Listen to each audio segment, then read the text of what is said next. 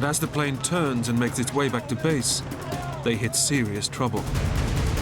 Within 20 seconds after we started going into minor turbulence, God, I hate this car. it just got worse and worse. Okay. Then the plane started going into massive turbulence. I was definitely not a happy camper. You know, I didn't want to be in a little tiny plane flying crazily all over the sky. No.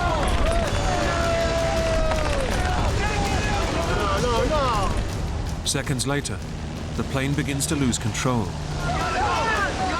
The plane was just going haywire. It even started to tilt. I was on the ceiling, I was on the floor, I was on the ceiling, I was on the floor. I was frightened.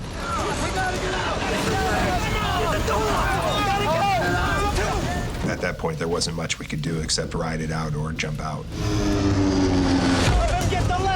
With the plane now hurtling towards Earth,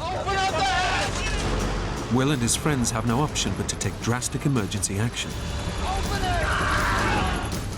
And at that point, we all started going for the door, trying to get it up. It was the only thing we could do. It took us 4 tries to get the door open because we were being thrown about the airplane so much. Come on! Despite not knowing how high they are and if they have enough time to parachute properly, they dive into the void. Once that door was open, my butt was out of that airplane. I did not want to be there. I knew that. I trust my skydiving equipment. I trust my parachute, and I did not trust that airplane at that point. I just got out. 5 to 8 seconds later, my automatic parachute went off, which means I was going at a very fast velocity at about 700 feet.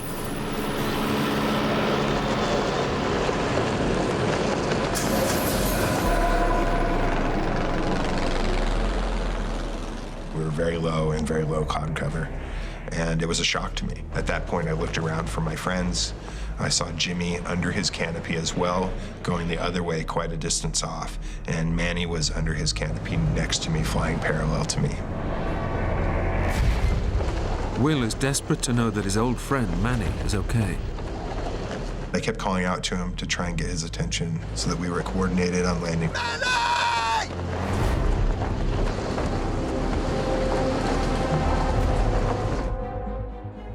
But he never answered. He was just kind of limp, you know? His head was hanging down, and my assumption at that point was that he got hit by the airplane coming out. It occurred to me that he might be dead. Just seconds after jumping, Will is now hurtling towards Earth at 40 miles an hour, with absolutely no idea where he might land.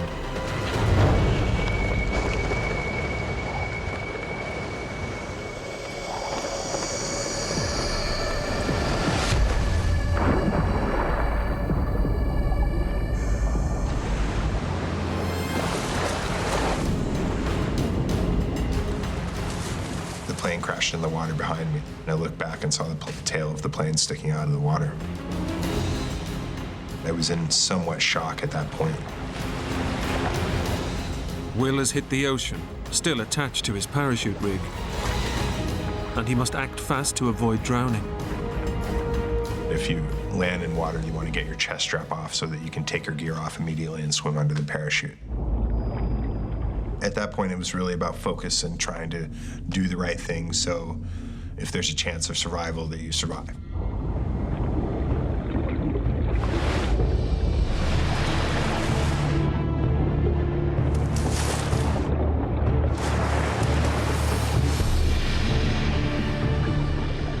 It took me 2 or 3 minutes, and that was a pretty scary feeling because you can actually get tangled up in the lines and drown. On surfacing, Will's first thoughts of his friends. They've also dived out of the plane. One of them, Manny, seemed in serious trouble. I removed my shirt and my shoes because I wanted to be able to freely swim over and find Manny.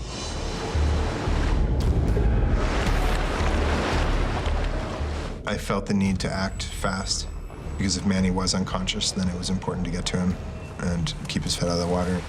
Manny! Jimmy! Manny! He wasn't answering me. I didn't see his parachute. I didn't see anything. Manny! Is there anybody there? Don't worry. So I swam around toward where I thought he would have landed.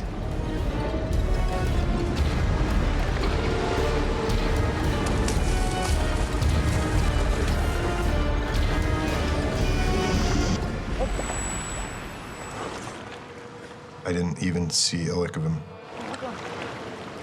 With his friends gone, Will quickly has to face up to his complete isolation. Hello? I accepted the fact that I was alone in a pair of shorts in the middle of the ocean. There was nothing. The plane went under. I saw no parachutes, no Jimmy, no Manny, no nothing, except ocean. Stranded miles out in the Pacific Ocean, Will is overcome with a feeling of complete hopelessness. And he can see no way out. I couldn't see land. I saw no boats. I didn't think there was any way I was going to last overnight in the ocean. If I'm going to die, why couldn't I have just gone in with the plane instead of have to struggle out here until I drown? If there's a chance at life, I'll fight, you know? But if I'm going to die no matter what, why stretch it out, you know? Give me instant death. Will knows he's landed in shark-infested waters. Had remembered what I'd known about sharks being able to smell blood and realizing that I was vulnerable in the middle of the ocean. If they want you, they can find you from very far off. But he begins to replace his fear of sharks for a feeling that they may actually offer him a quick way out.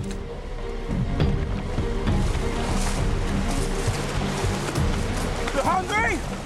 I didn't want it to be some long, drawn-out process. Like, who wants a long, drawn-out death? Come on! Which is why I decided that being eaten would be a much better option. Come on! You hungry? Ah!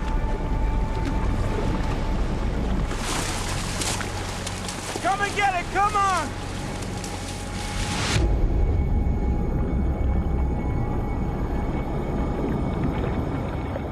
But the sharks don't come, and Will begins to take stock of his predicament. If I'd been off the coast of the States, there would be Coast Guard and other boats looking for me within a short period of time, but this was a third world country. So I thought, you know, don't be a spoiled American and think there's going to be a boat coming to get you. You have to survive this or not. Just enjoy the view. Alone in the ocean, with night fast approaching, Will decides to fight back. I started to have to make decisions about what exactly I was going to do. I had to do something. I didn't want to expend all my energy treading water when I knew that if I just laid back, I could float. The most important thing out there was retaining calm and not panicking, because panic I knew would kill me. Staying calm, and that required a faculty that was born anew in myself that I think I've certainly never experienced before.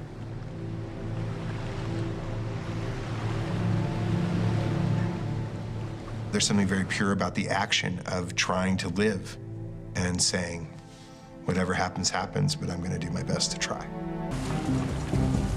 I knew they were lights and therefore human, and I was pretty convinced that was where the land was.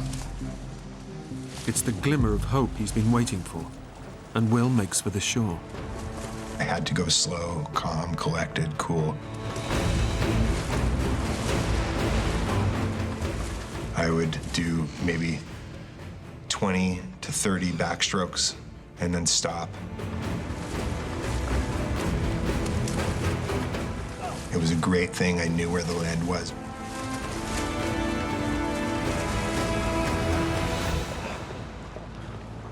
Just as safety seems within reach, the undercurrents begin to pull him further out, back to the ocean and back into the night. I was exhausted. I was just exhausted. I saw no actual possibility of me getting out of the ocean alive.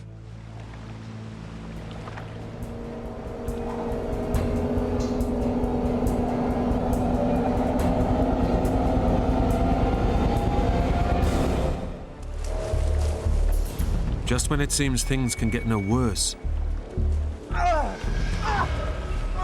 Will comes under attack from beneath the water.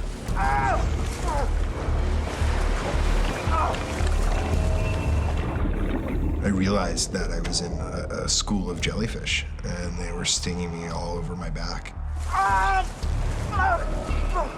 Jellyfish tentacles contain thousands of tiny needle-like filaments that deliver small doses of venom just below the skin. The pain was excruciating. It was all over my back, my legs, my feet, everywhere. It was extremely painful. The jellyfish is stinging Will's skin, leaving welts and bleeding sores. The salt water stings him relentlessly. It was excruciatingly painful. I was crying. I mean, it hurt so badly. Will desperately tries to escape the jellyfish. I swam faster to swim out of the school. But he just keeps swimming into yet another school. I was, taken aback by the amount of times I was stung by the jellyfish. My God, how much worse can this get?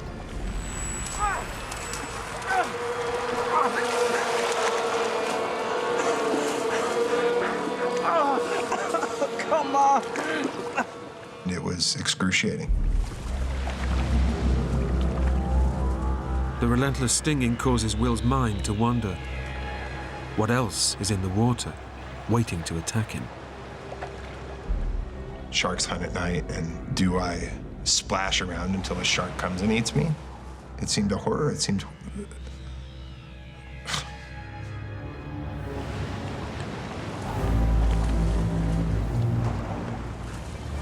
And then his worst fears become real. There is something in the water, and it's heading straight for him. And I saw something floating in the water.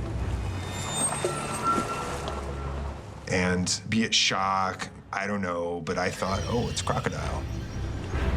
As it moves closer, Will is about to find out if a deadly nighttime predator is about to get him. Thought, oh, great, I'll get eaten and drowned at the same time.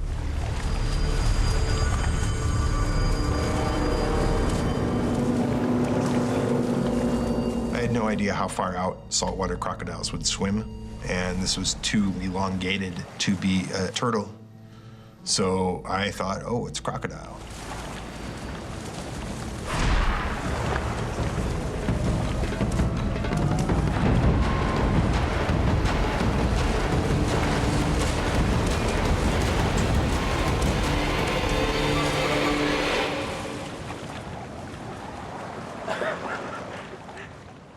I laughed, because who would think a log, a tree, is in the middle of the ocean?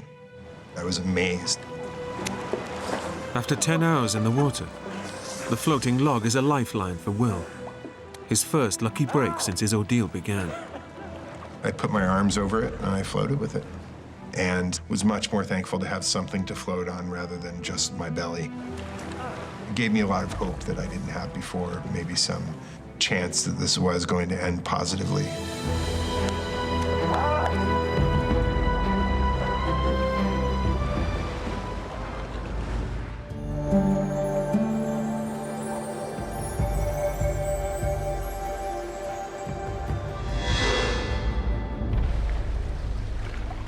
"15 hours after crash landing in the ocean, Will has made it through the night.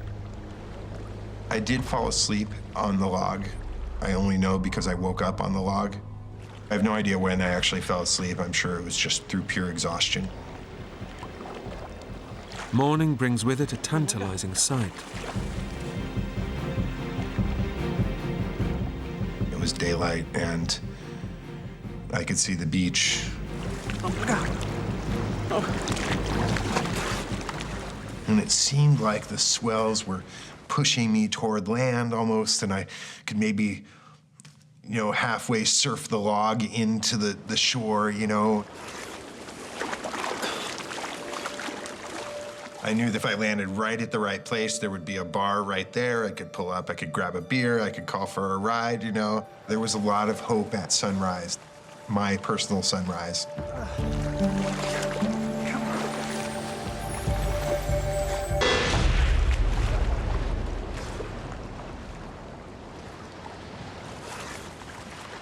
Since the log was the only thing floating, I wanted to keep it with me. So I would try various techniques of pushing it forward and then swimming along to it and then pushing it forward. But despite his efforts, Will knows he's still getting no closer to shore. Initially in the morning when I woke up, I thought by noon I would be on the beach. And later it didn't quite seem that anymore. Clinging to the log for 13 hours, Will realizes his last remaining lifeline is fast becoming a burden. Instead of pushing him towards land, it's riding the undercurrents and pulling him even further out to sea. I thought that pulling and pushing the log along was really not increasing my progress. It was giving me something to float on, but it wasn't really getting me toward the shore. The log that so far saved his life could also end up killing him. It was the only floating thing I had besides myself. I mean, I'd slept on it. That tree saved my life. He faces an agonizing dilemma. Should he let the log go and hope he has the energy to reach shore? Or should he hang on, praying for rescue?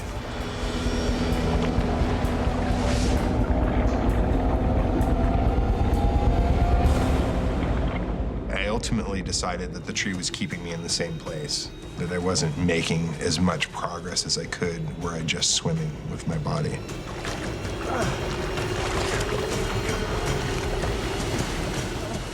It was extremely difficult to let it go.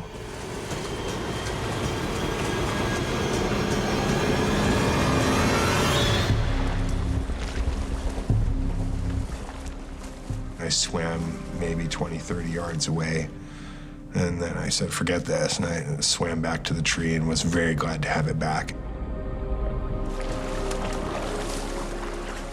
To let it go was tantamount to saying goodbye to the one floating thing I had besides myself. It seemed like it could be a very foolish thing to do, to let it go. You're never gonna make it. Let it go. Just gonna let it go. Come on. Will's hopes that the log will push him to shore are crushed. Even though he's totally exhausted, he knows he must let it go. The third time I let it go, I just watched it go over the swells and go away from me.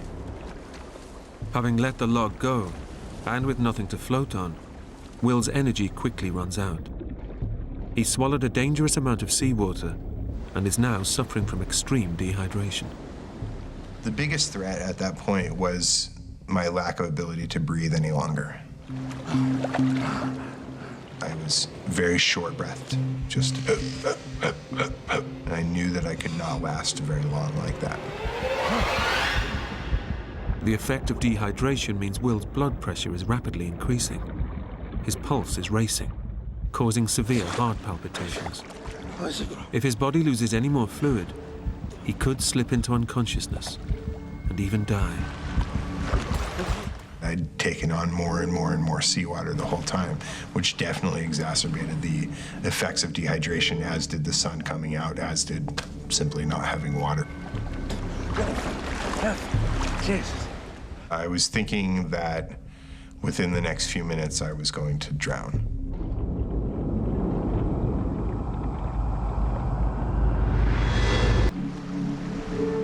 Will's ordeal has driven him to the edge of insanity, and his body is ready to give up the fight.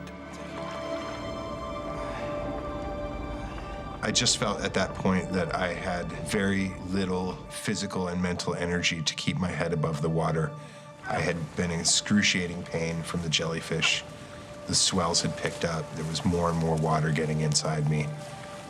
And I just felt at that point like the end was imminent, like it would be a very few minutes off.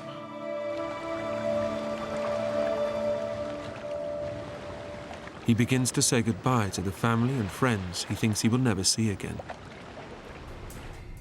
I felt alone from other humans. I felt that I'd left, you know, the other humans, the other people in my life behind. That part of my existence was over and that I was going to die, and, you know, that I hoped that I'd done well in life, that I'd shown compassion and kindness to people, you know, and that they felt that love, you know.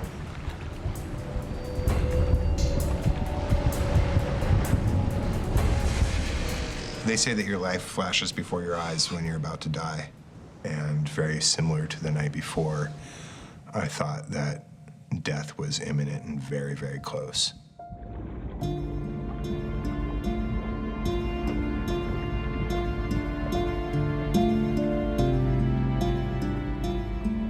I felt that I'd left the other people in my life behind. That part of my existence was over and that within a very few minutes I would be dead.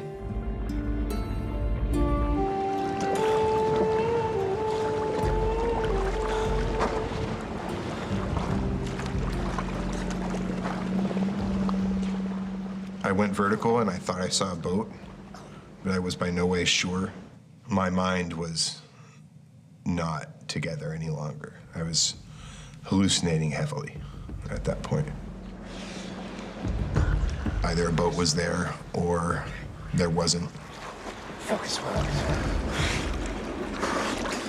Focus well. Focus. Breathe. Hello? I waved to them and yelled in Spanish as loud as I could. Hello? Hello? For them to have seen me was unlikely, so I laid back down in the water to await either drowning or rescue.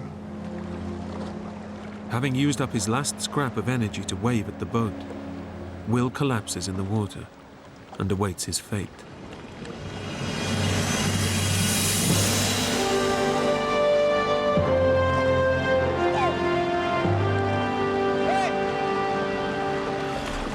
I looked up and saw them, and I couldn't believe it at first.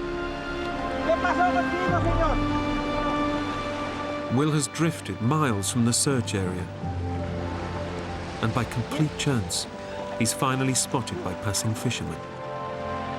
He's so close to giving up. His rescues come in the nick of time.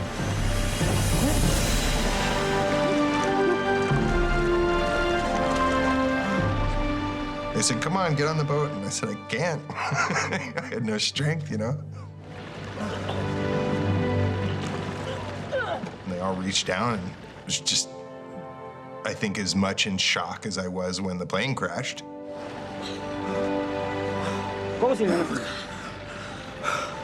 Oh my God.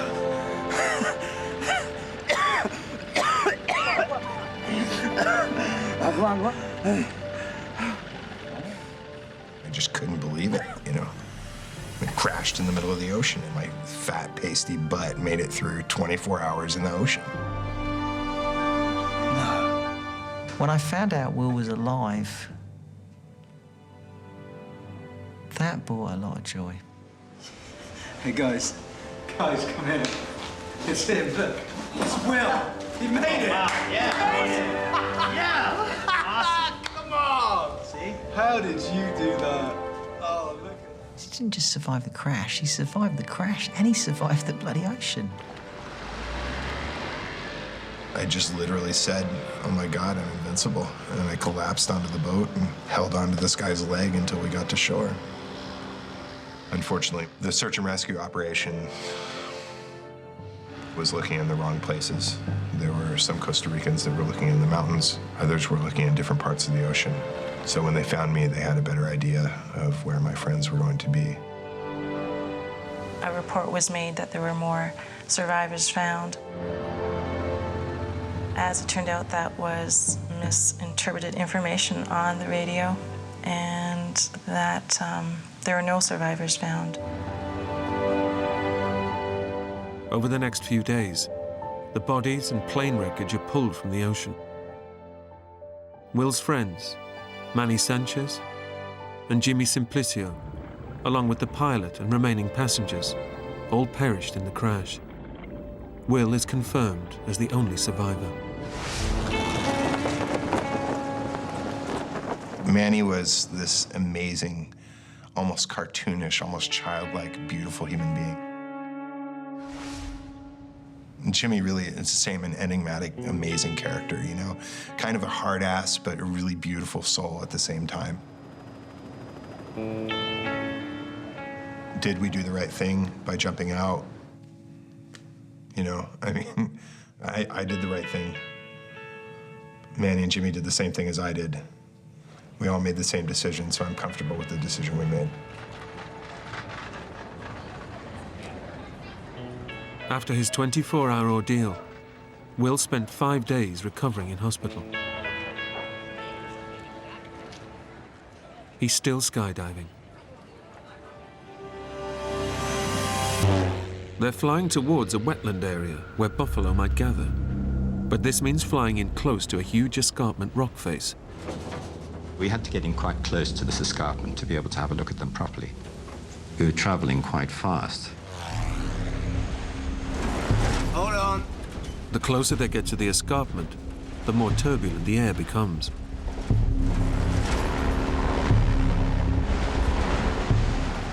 I noticed that the airplane seemed to be descending. Then suddenly, the air sucks the plane downwards.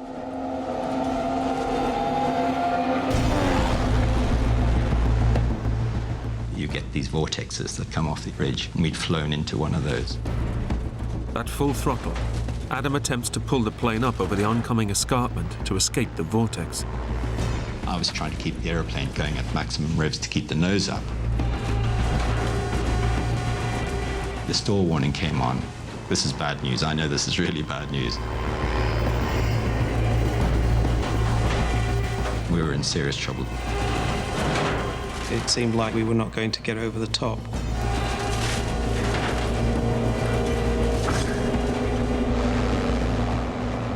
Just seconds before impact,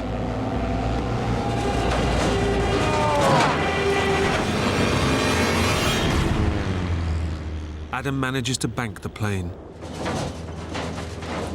I managed to get the wings level, but we were going down. Going in! We're going in! What happened is that we just lost it. Going in! We're going in! Brace! Brace! I had about 10 or 15 seconds to say I had a good life. Brace!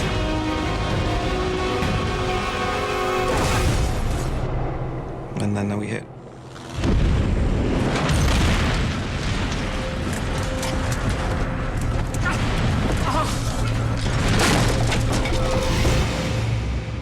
The plane is shattered on impact.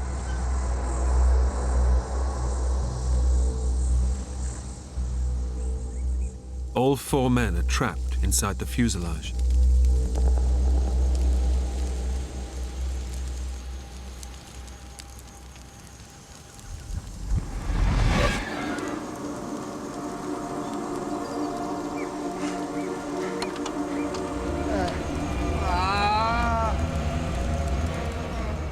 I woke up, and the first thing I knew one had to do with these situations is get out of the airplane.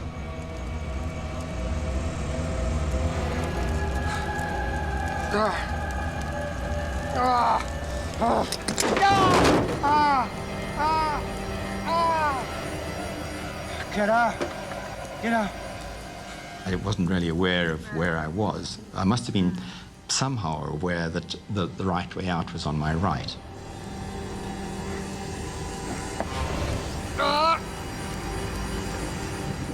Pilot Adam struggles to free himself from the wreckage.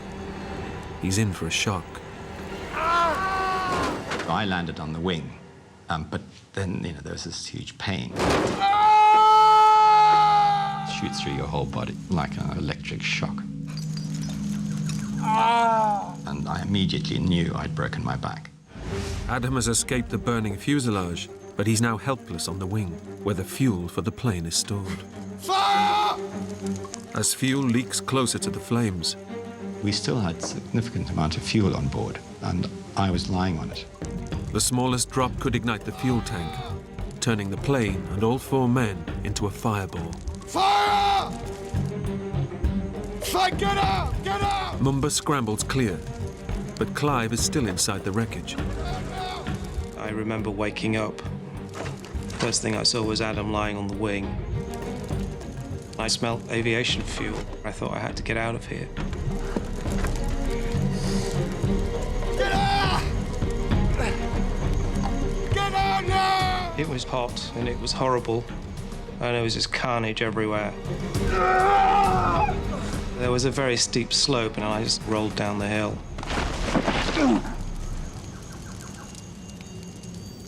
The plane is a ticking time bomb, ready to explode with Adam stuck on the wing. I was scared. You know, I thought, this is not good. There was flame coming out of the engine. There was a fair amount of fuel leaking from the wing. Fuel is very, very explosive stuff, and the slightest spark or flame, the whole thing fireballs.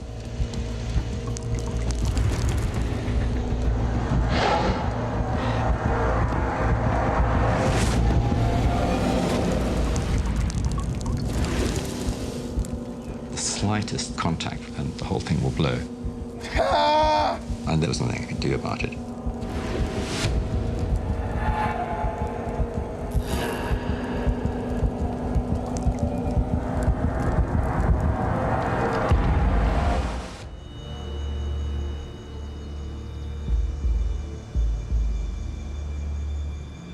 Mumba, is he okay?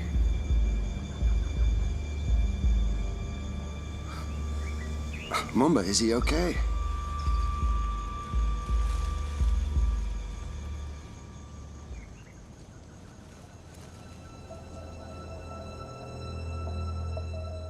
Graham has taken the full impact of the crash.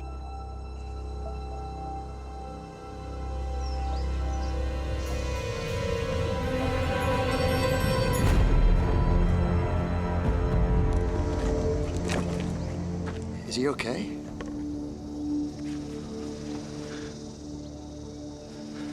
It's his foot. His foot is hanging off. But he's alive? Yes, he's breathing. So that was a huge relief. Graham is the most severely injured of them all. In shock, he doesn't grasp the full horror of what has happened. I knew my back was damaged and I knew my feet were damaged, but I didn't realize how bad. Adrenaline is numbing Graham's pain. When I looked down, my one foot was badly damaged with my leg bone sticking out. I could see out of one eye a little bit, and everything was blooding up very fast. To add to his misery, Graham can barely hear the other men. His hearing aid has been lost in the crash.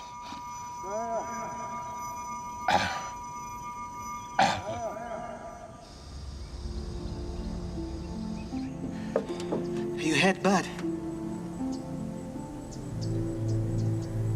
I'm afraid I can't feel my legs.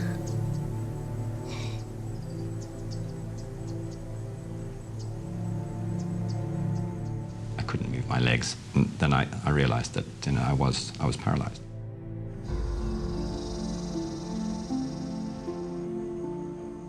You're lying there. You're the pilot. You are responsible. You know, these guys are your responsibility. And I was thinking, you know, Graham is in dire straits. You know, he needs help. We need to make radio contact. We need to contact Lusaka. Okay. Remember, you need to switch the radio on. It's a massive risk. With the plane soaked in fuel, one spark from the radio's electrics could trigger an explosion and kill them all. But it's their only hope.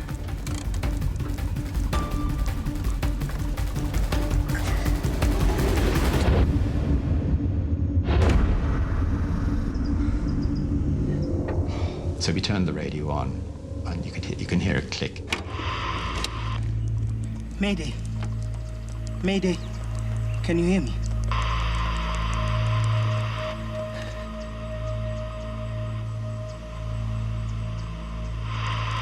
Mayday.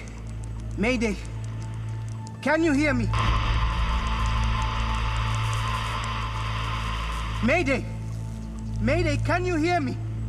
If you're out there, can you hear me? I was lying on one wing, Graham was lying underneath the other thing. And I mean, we would have been fireballed. Mumbo, turn it off. Turn it off now. Now! Graham was a constant source of concern. He was older, and he had this horrific broken leg. I wasn't sure whether my foot was savable or not.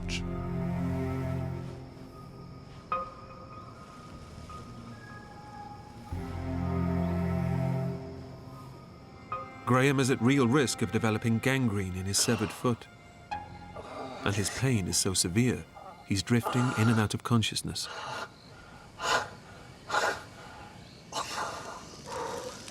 Mumba lights a fire, but at a safe distance from the fuel-soaked plane. It brings no comfort to Graham or Adam.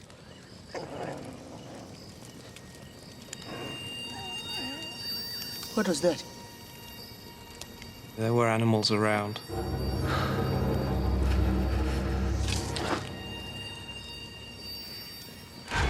My greatest concern was a hyena coming in and smelling my blood. Hyenas like bloody bits of meat to chew.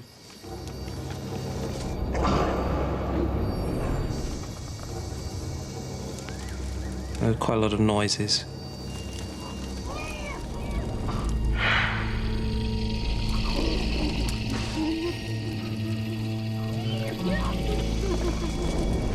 Clive. There's something out there. Adam?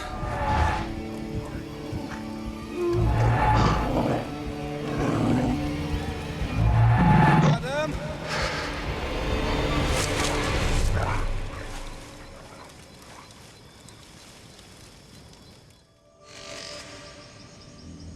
It's dawn. The time has come for Mumba to leave. But he has one vital task to complete before he can go.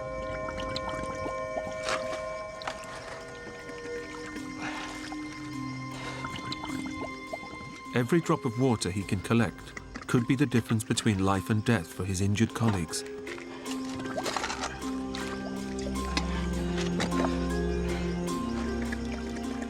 We had no radio. There was no other way we could get out. Mumba was really our only hope of getting any salvation.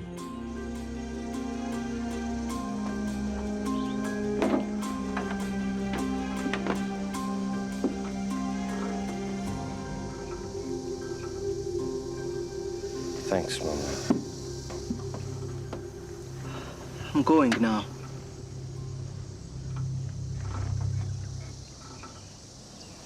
It's a brave thing you're doing.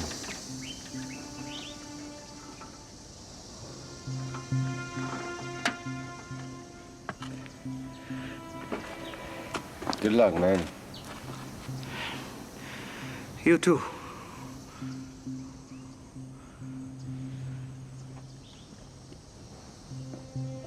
I wasn't at all sure that he was going to have enough courage to go through with it. I thought that he'd come back again and say that, you know, he just couldn't. In these conditions, a healthy person will die within 3 days from dehydration. But having experienced extreme physical trauma, the weakened men are even more vulnerable. It's now only a matter of time before they'll die in the unforgiving African sun. Well, with Mumba gone, I realized I would have to try and find where the water was. I would have to find a way to move. But with fractured vertebrae, Clive has been unable to move since the crash. I really didn't know how I was going to do that.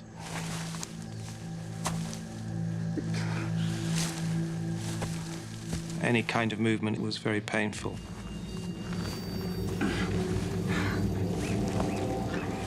I started to wriggle along the ground and just sort of pushed my way through the vegetation, literally. That was extremely painful. He doesn't realize that with every movement, he's risking permanent paralysis.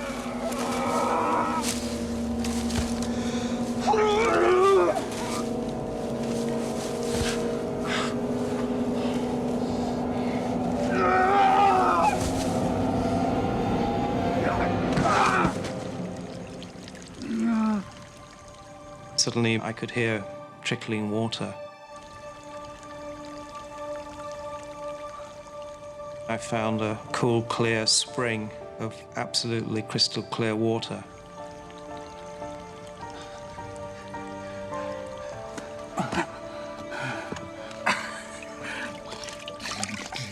And I just put my head in there and just drank.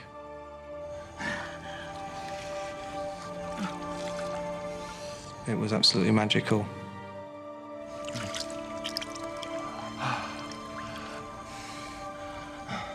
Nature was providing us with a real lifeline.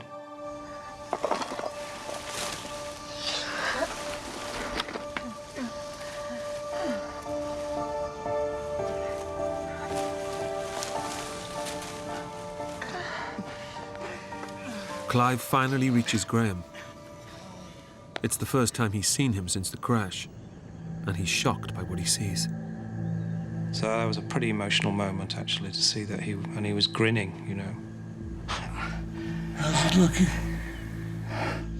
He clearly had concern for losing his leg. But it was shocking to see his leg in that condition. One of his feet had snapped off above the ankle. It was lying on the ground, just attached by tendons. The blood had congealed, it was covered in ants. It looked like liquid tar. The condition of Clive's colleagues is worsening as they face another bitterly cold night. Adam had physically deteriorated throughout that day. He was very weak. It was a very cold night, and he just seemed to go into uncontrollable shivers. Adam doesn't know it, but he's now developed pneumonia. His lungs are inflamed and filling with fluid. Without urgent medical care, his lungs could collapse, and then he will slowly die. I was really concerned that he wouldn't last very long.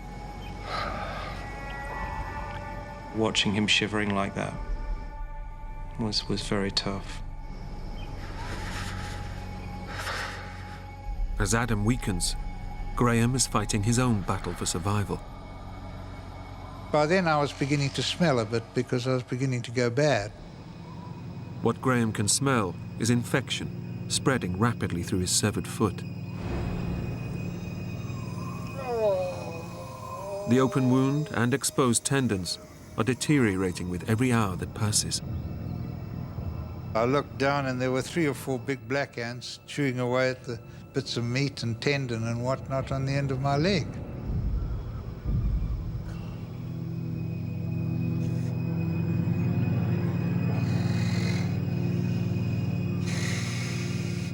But there wasn't much I could do about it. I couldn't even brush them off.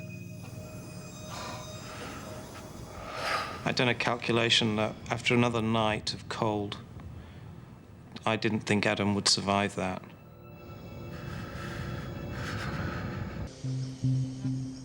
Clive makes a desperate decision. He will attempt to reach safety despite his fractured back.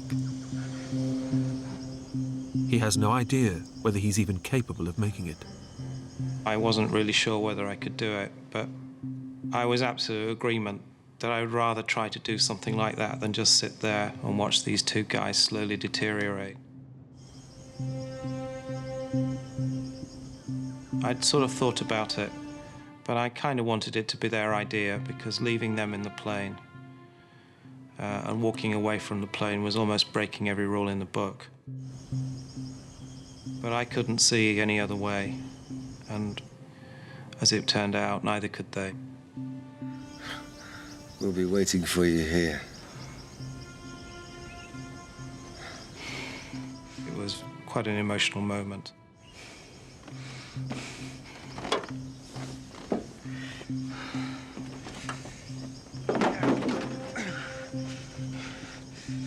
The men know that this may be their final goodbye.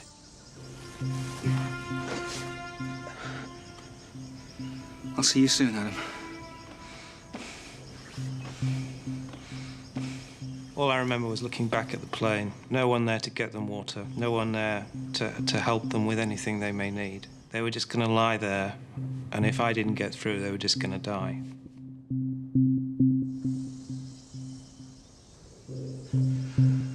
I just remember looking back, thinking, this is it. I might never see these guys again. That was a tough time, very tough time.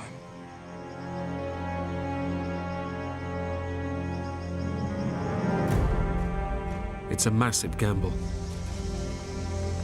Clive is not sure which direction will even lead him towards a village, or how far he will get in the dense African terrain.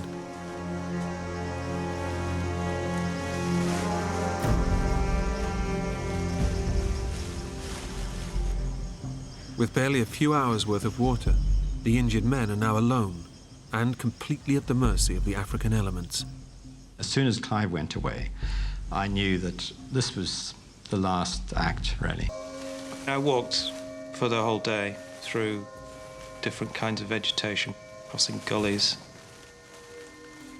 At the top of every ridge, you were convinced that at some point you'd get to the top and you look down and there would be the village that you were waiting for.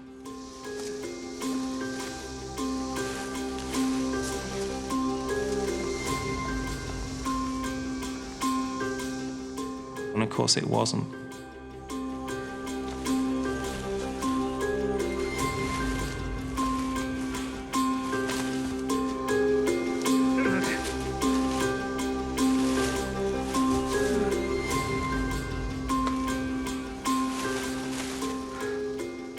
I began to get more frantic that the next ridge had to be finally the one I was looking for.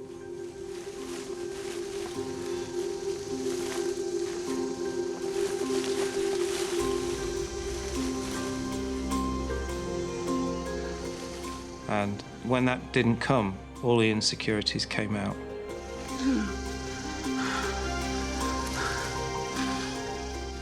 Am I in the right place? Have I gone the wrong way? I just thought, I failed. I haven't got through. Clive's last ounce of strength deserts him. He can go on no further.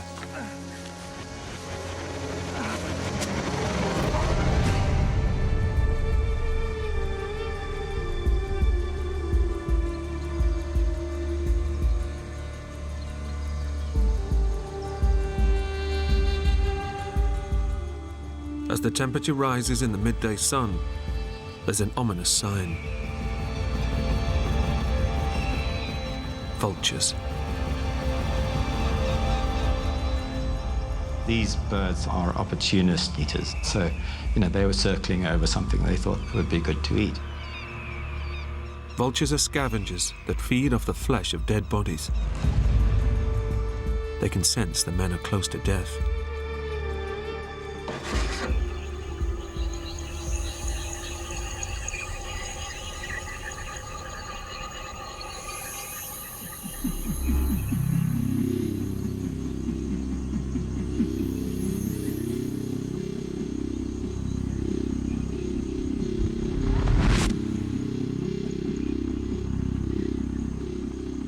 Hear something in the distance.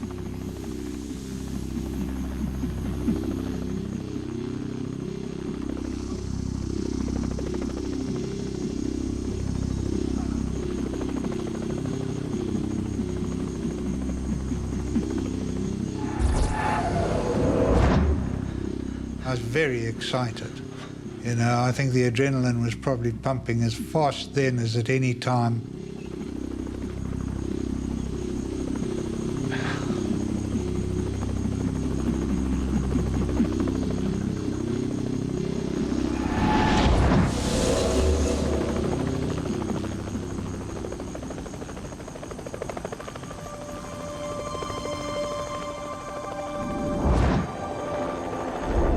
And this helicopter comes flying in from our left.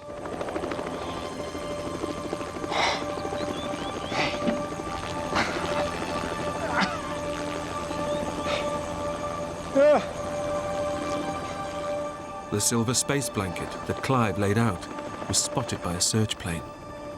With no place to land, a helicopter was dispatched to rescue the men.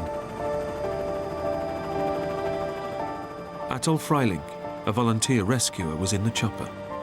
I never forget the pilot saying, "I don't think anyone can survive that." And that's when we saw this hand waving. And I said, no, there's somebody alive down there.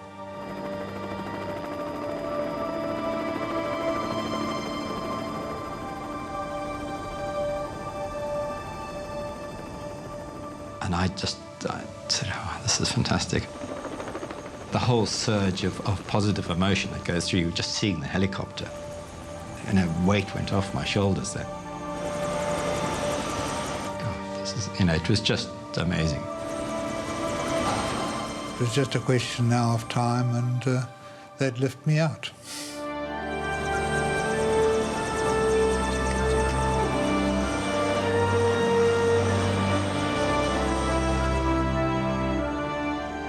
Mumba finally reached a village, a day after the men were rescued.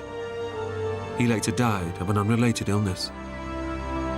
Completely unaware of the rescue, Clive English spent a night alone in the bush before he was finally rescued.